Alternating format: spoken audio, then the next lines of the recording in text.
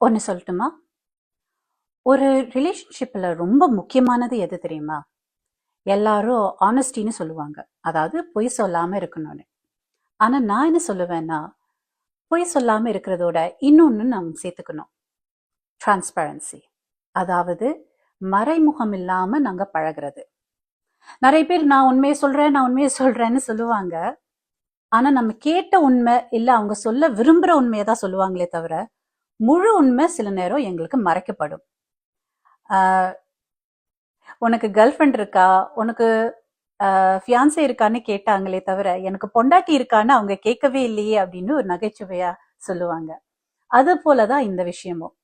நம்மளுடைய உறவுகள், அது நம்ம சொந்தக்காரங்களா இருக்கட்டும், நம்மளுடைய நண்பர்களா இருக்கட்டும், நம்மளுடைய கணவர் மனைவியா இருக்கட்டும், திருமணமானவங்களா இருக்கட்டும், குழந்தைங்களா இருக்கட்டும், எந்த ஒரு உறவா இருந்தாலும் அதுல ஒரு டிரான்ஸ்பரன்சி இருக்கணும்.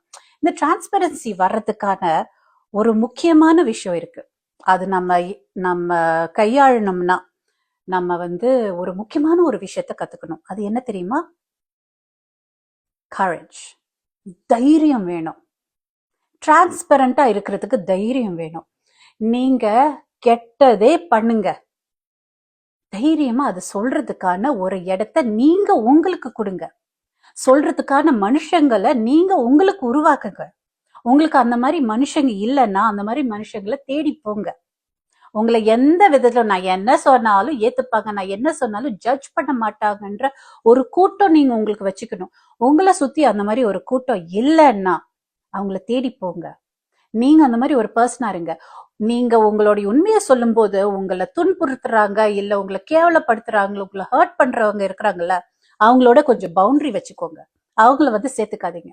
நீங்க என்னைக்கு உங்களுக்கும் மத்தவங்களுக்கும் உண்மையா இருக்கிறீங்க, இது ஆனஸ்டியை தாண்டின ஒரு லெவலா இருக்கும்.